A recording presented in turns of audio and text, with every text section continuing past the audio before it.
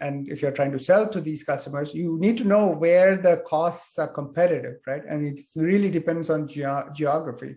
This is a very nice chart from a recent article, which again, the link will be on the website. The site's listed there. What it's plotting is where is solar cost competitive as a function of geography in the US. And the green means that it is cost competitive now or before 2020, which is all of where we live. So here it is obviously, sorry about that. It's getting a call. So it is green, so it's actually cost competitive in Utah and the vast majority of the Southwest, and of course also in Hawaii. So right here. Many other parts like the Southeast is also cost competitive today. Obviously, we need to ramp up production, but from respect to the cost, it's competitive. Then it's expected to be cost competitive in slightly northern states like Missouri, Indiana, and New York, and things like that, and so on and so forth. Texas is a very interesting situation because of the pricing subsidies and so on. So obviously, this really depends upon the policy of each state as well.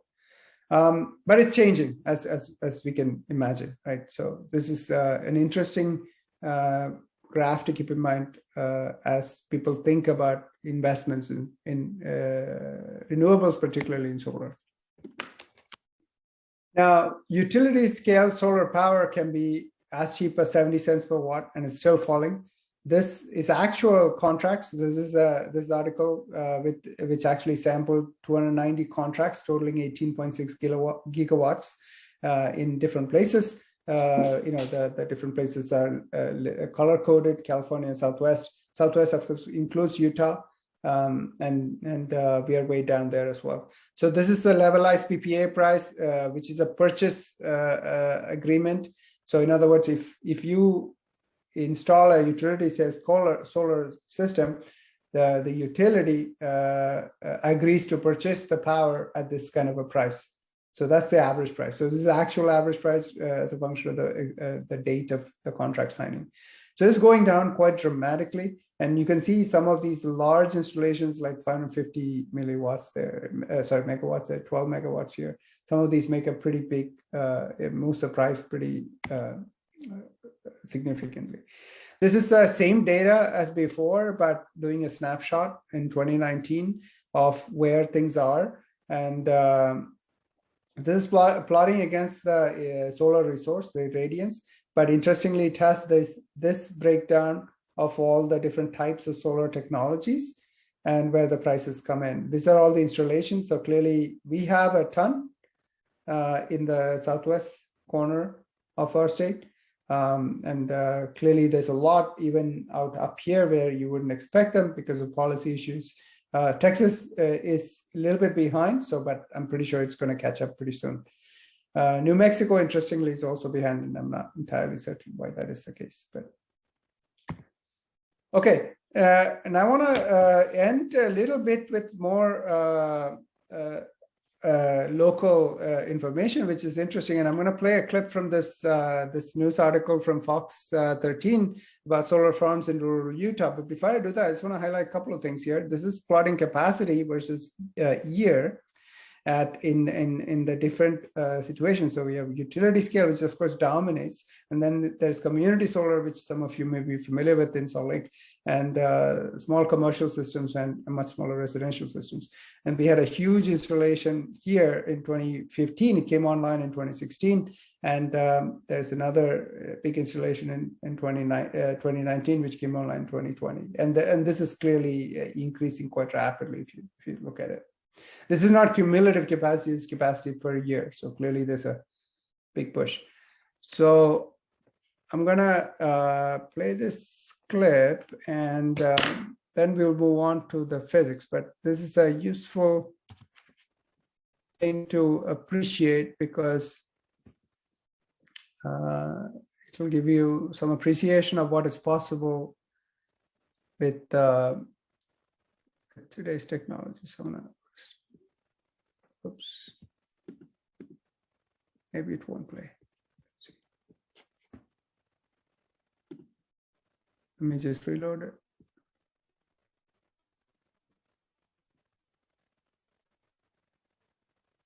By the way, I will post the links to all of this, so if it doesn't play, it's okay.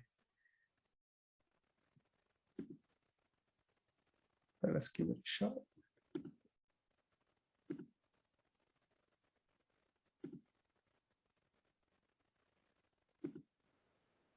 Run pretty deep in rural Utah, and I have loved growing up. Okay, this is not so sweet.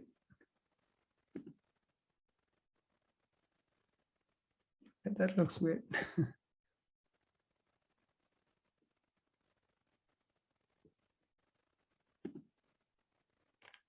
Yeah, I don't know why the full screen doesn't work, but I think.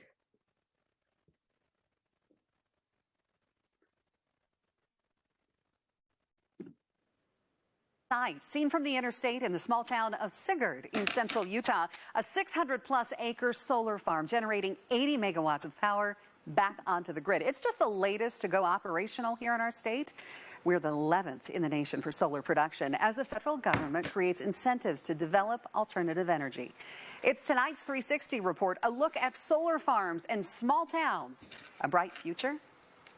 It's going to happen in Utah whether we like it or not. It's a good use for property that's not being used for any other use right now. At first, our county commissioner said no, and then we went back and rethought that and says, okay, we will participate with you financially. In this 360 report, we take a closer look at solar farms popping up in Utah's small towns. One of the state's newest facilities to go online is located just off of I-70 in Sevier County. But you may be surprised to learn it's just the latest in about 24 similar projects, all operational within just the past 5 years, with many more in the works. They said, well, can you help us locate ground that's a single owner, 600 to 800 acres? And I said, well, there's this one spot.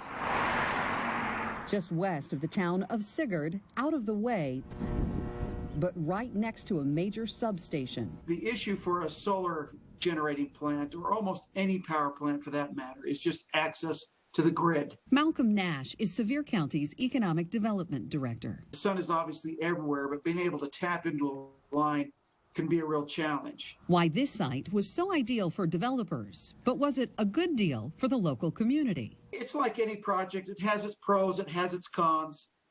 For us, the pros outweighed the cons, and so we went ahead and participated. Along with the federal government offering incentives, but in turn, Sevier County was able to get something back. The county were able to get some monies, some revenues to help build student housing on the campus of Snow College.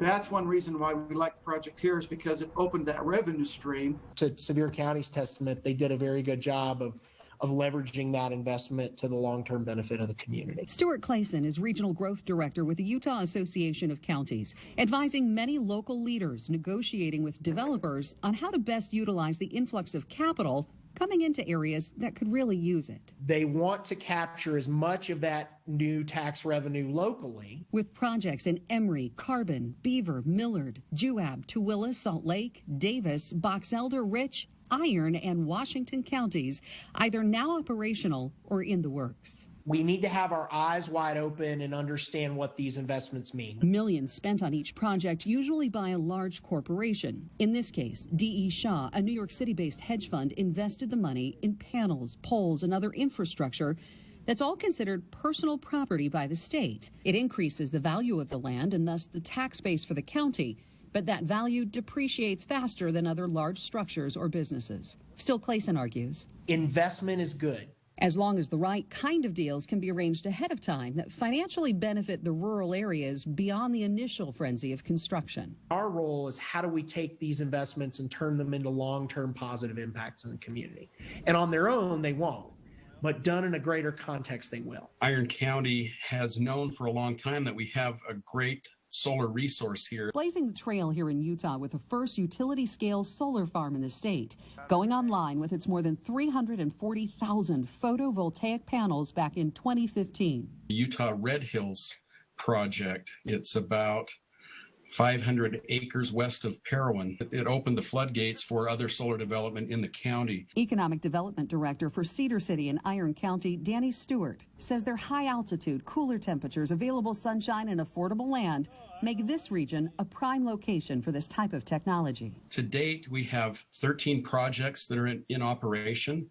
So that equals 17 power plants of various sizes. That's 6,000 acres of solar panels in Iron County, and with 3 new projects to be built by the first of next year, they're expecting over 1,000 megawatts going into the Rocky Mountain power grid. All of the projects that are currently in production in Utah are the photovoltaic power. They're absorbing sunshine that's already coming down. We don't have any of the reflective power projects. I know that there's been concern and fear about those and bird migration and different things, but this is a really safe, really clean energy. But as far as providing jobs to these rural areas, it just doesn't deliver. Rural economic development's interesting. We want jobs. We really need jobs in the rural areas of the state.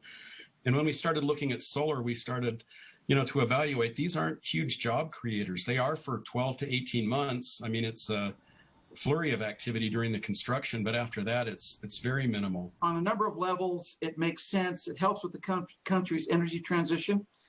I have to say at the same time, Utah's largest coal mine is in Sevier County. 30 miles up Salina Canyon and just about a 40-minute drive from the solar farm, Sufco is one of the longest continuously running and most productive underground longwall mines in the nation, and an economic engine and major employer in this area, something Nash says this project won't change. This one doesn't look like it'll be a threat. These are going across the country. We just as well participate in that process as well. Adding fossil fuels are something that won't go away and can't go away, needed even here in harvesting the sun's energy. These solar farms rely on fossil fuels to operate, and the general public often does not understand that one important point is it takes power to make power. Believing the low-profile project, both literally and figuratively, felt like the responsible thing to do, but shouldn't cause any major change. It's just another feature on the landscape, if you will. You'll drive by it and take a look at it and say, oh, that's kind of neat. Now, he says the lifespan of these panels, about 25 to 30 years, with provisions in place for the developer to clean up that site and put the land back to its original condition if they do move on. As for the next challenge, the men I spoke with this week say it's storage. Once advancements can be made to that battery technology and energy storage, then the future could be even brighter for solar farming here in Utah. Okay, great. So I think, let me go back. So, oops. Hopefully you could hear. Sorry. Well, the Queen of Christmas. Back here. So anyway, that was interesting for me because I was actually familiar with it, but clearly there are very interesting and different constraints in the rural communities as well. And obviously we need to consider all of these implications in terms of large-scale installation. It's not just, of course, environmental concerns, but also in terms of what kind of economic opportunities can be created. So there's a lot of work, I would say, as engineers to participate in the policy discussions. So something, if you are interested, I would strongly encourage you to kind of reach out to me. I'm happy to make connections and so on. In any case, let's come back to physics to some extent. As we saw before, thermodynamics limits the efficiency of solar cells. So, and we talked about this. If in the basic limit is the Carnot limit, right? The Carnot limit really came out from 1 over the temperature of the cold end divided by the temperature of the hot end. And this can be very high. If you recall this number, if you use the temperature of the sun and temperature of the outer space, it can be over 90%. I'm going to just say over 90%. However, the real efficiency really is determined by something called it is a thermodynamic limit, but it's limited by the single bandwidth junction. And we'll talk more about this when we talk about spectrum splitting. But the key idea is the solar spectrum is very broad. It has a huge number of wavelengths, right, as we all know. But if you think about a semiconductor, it has a single band gap. So some wavelengths are just not absorbed, they pass through. Some wavelengths absorb with lots of energy, which causes thermal losses, which we'll talk about shortly. And because of all this, you end up with the efficiency of something like 33%. This is like this is the theoretical limit one can hope to achieve with a single junction. Now you can stack multiple junctions. In the case of 3 cell stacks, you can get maybe up to 50%. The world record, I think, is about 43%. So no one's actually reached there. And there are some really cool ideas of hot carrier and impact ionization based devices, which can go even higher. Up conversion devices, which can go, close to 50%. Keep in mind, the real practical numbers are here, which you can buy off the shelf today. It's between 12 to 20%. So not great, but there's a huge room for improvement. I won't go through this slide, but it's a very famous chart that is produced by the National Renewable Energy Labs every year, which lists, and the horizontal axis is year, vertical axis is the cell efficiency. This is not module level, but lab level cell, and they're color coded. So multi-junction cells shown here, single junction gallium arsenide. We'll talk about that shortly. Crystalline silicon, which is the most important ones, then thin film technologies, and then emerging ideas. So the emerging ideas are down here in the red, so the efficiency is not as high, perovskites and so on, primarily. Then the most efficient ones are out here, which is concentrated cells with multi-junction cells. Silicon is down here, right? So it's somewhere in between. The cost is not considered in this chart. So obviously the very, very high efficient cells are very, very expensive, particularly gallium arsenide, and they're used in space. Now, how does this work? Solar spectrum is very broad, as we know, and we have seen this many times. A semiconductor is used as a solar cell. What is a semiconductor? Semiconductor is a material that has a band gap. So that's shown here. This is increasing energy in that direction. A metal has overlapping valence and conduction bands. This is the blue is the valence band. Oh, sorry, my mistake. This is the conduction band. Blue is the conduction band. It has lots of electrons. The red is a valence band, has fewer electrons. When they overlap, it's a metal. So that means electrons can flow around very easily. That has no band gap. And there's a small band gap that's called a semiconductor. That's good for a solar cell. An insulator, not so good because the band gap is too big. If the band gap is too big, then the electrons cannot flow. It's an insulator like glass or plastic or something like that. Now, in the case of a semiconductor, what happens is that light gets absorbed and it kicks an electron from the valence band into the conduction band. And once the electron is in the conduction band, it has sufficient energy to actually move to the contacts. That's how your current is created. And we'll look at this more closely. You can, and I'm going to skip the chart on the right, not terribly important for us. But one thing to keep in mind, if I take the spectrum of the sun and plot the achievable efficiency versus the potential band gap of a material, it peaks around 1.1 eV. And this is approximately the same as silicon, approximately. Okay.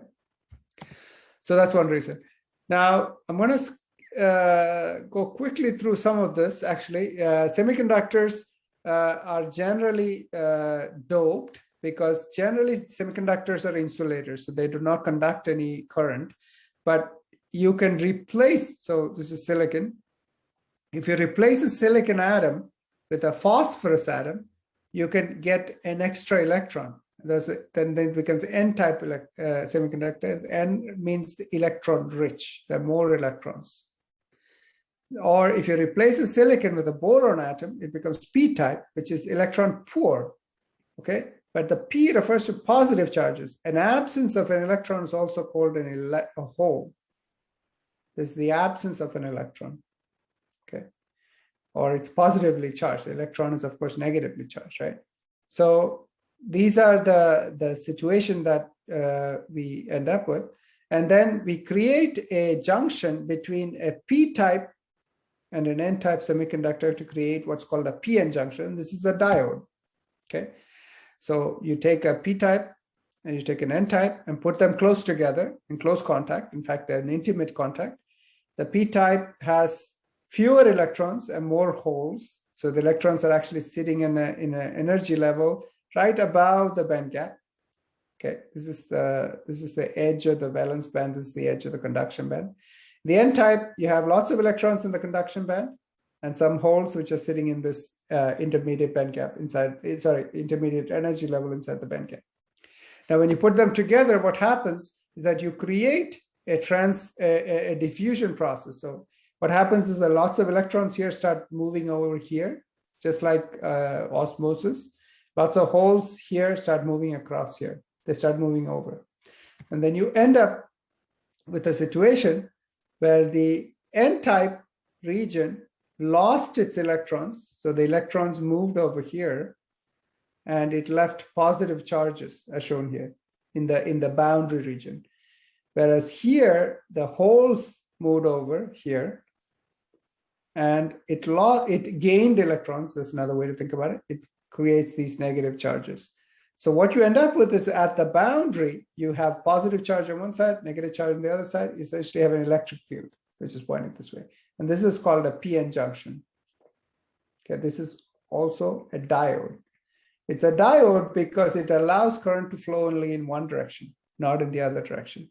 Now, it's somewhat instructive to think about this from the energy perspective. Here, this is plotting the energy as a function of the distance, and this is the interface. The energy level bends as it gets closer to the interface. This is a conduction band level. Conduction band level on the p-type is higher than the conduction band level on the n-type. And they have to match, they have to be continuous.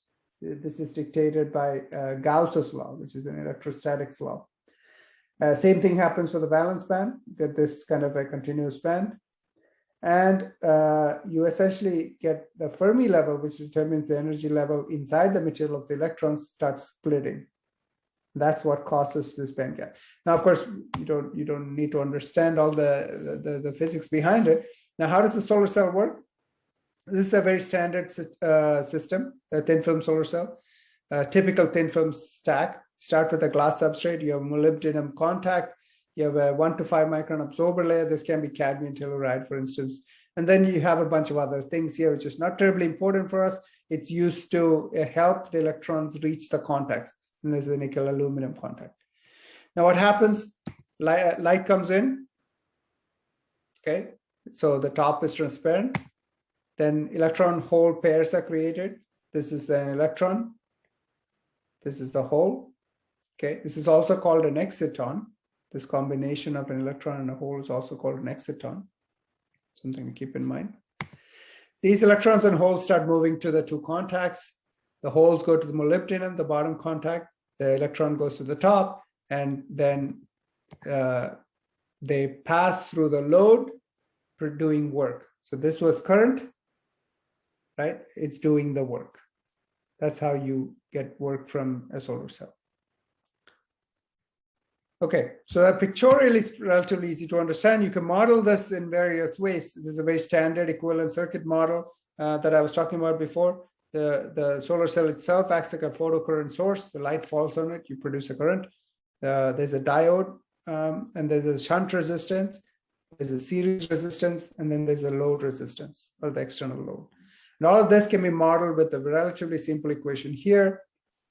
And the most important thing is that the current is exponentially related to the voltage. So that's a diode. Of course, there's a linear path here. Linear part is there generally can be ignored because it's pretty small. So that's where the diode current curves comes from. This is something you saw before. In the absence of light, which is the black curve here, you see that the voltage is, the current is typically very small until the voltage becomes positive, is sufficiently positively biased, and the current exponentially increases. In the presence of light, even at 0 voltage, you're producing current because you are creating those photogenerated carriers.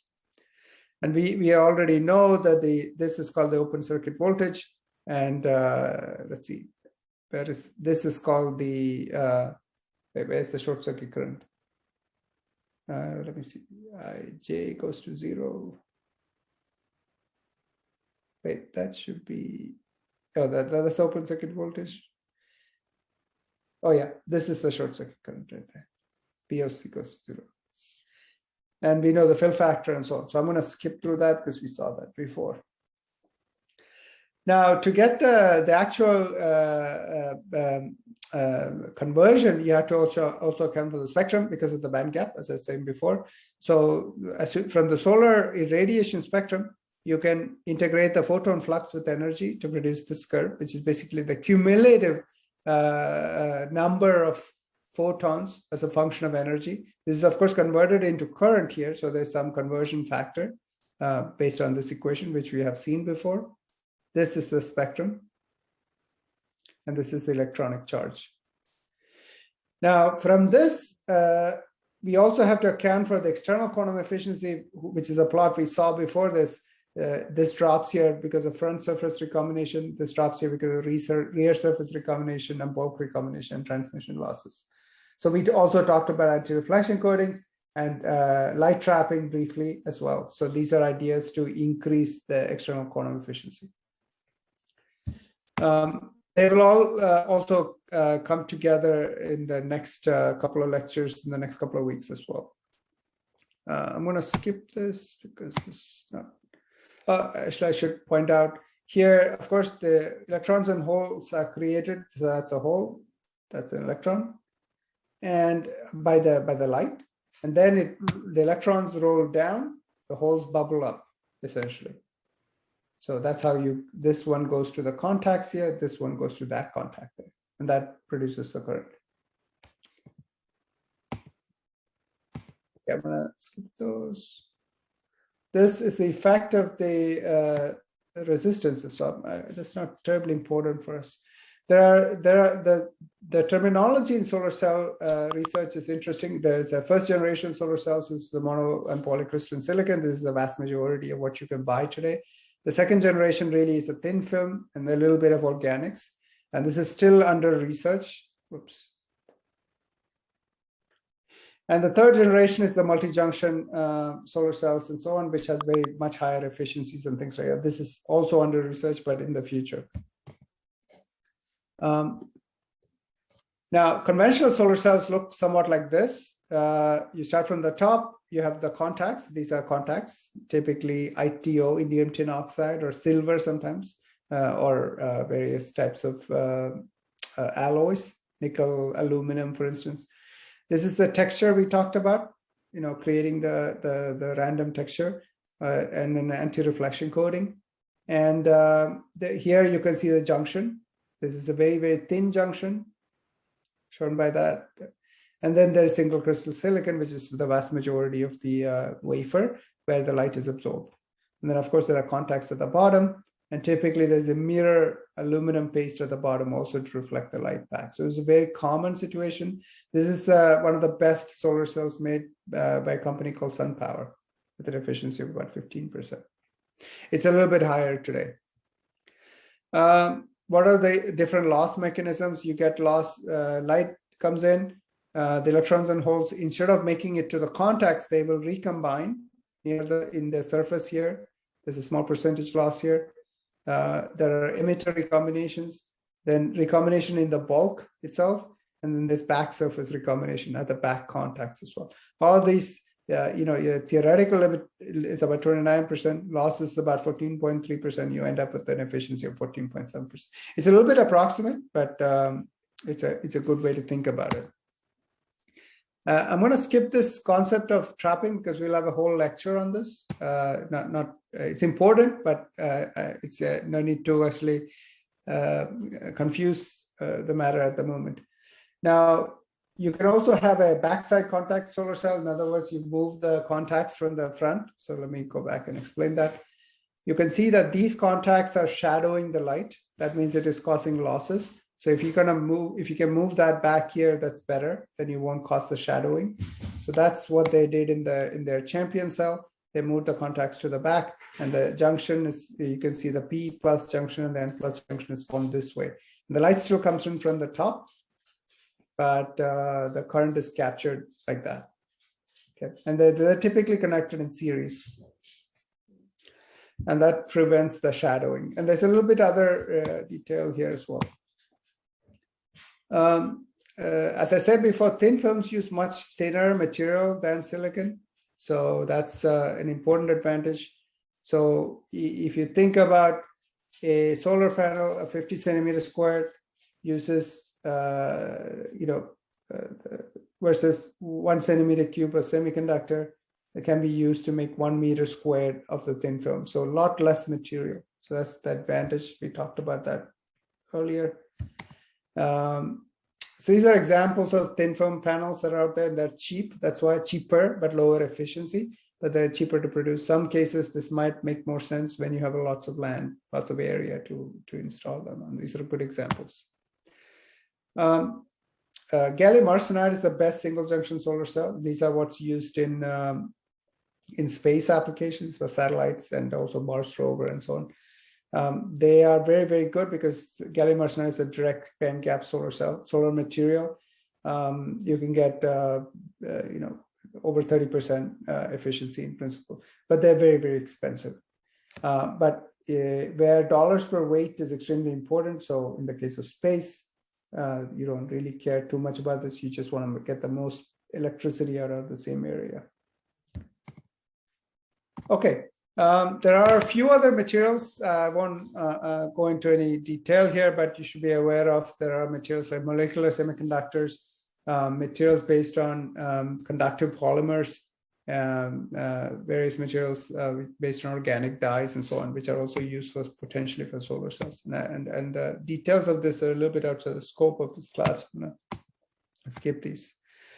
Well, I'm going to skip those as well. These are very, very thin, lightweight foil substrate-based solar cells, which can be extremely light. So here you can see something that's flying. There are various examples of this.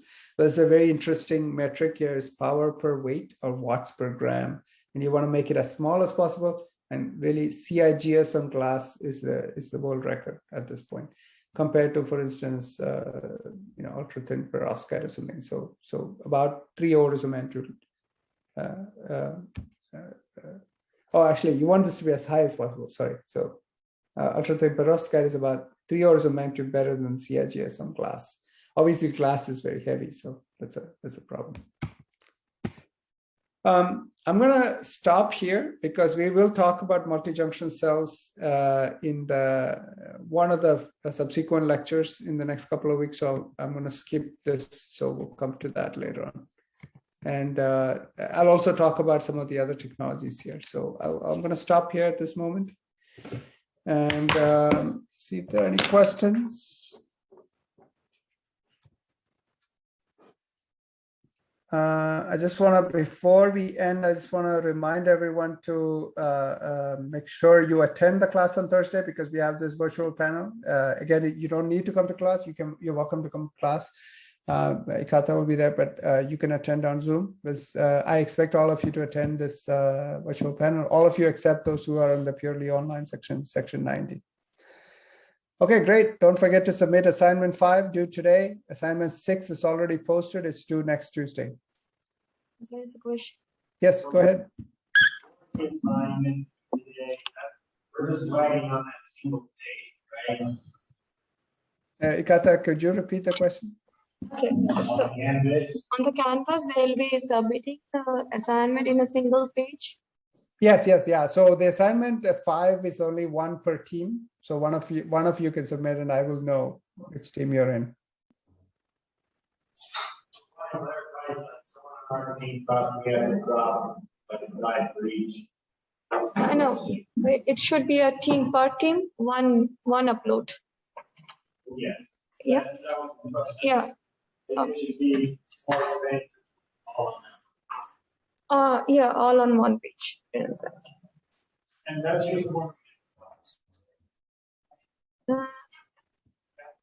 That's like our first iteration. Yeah.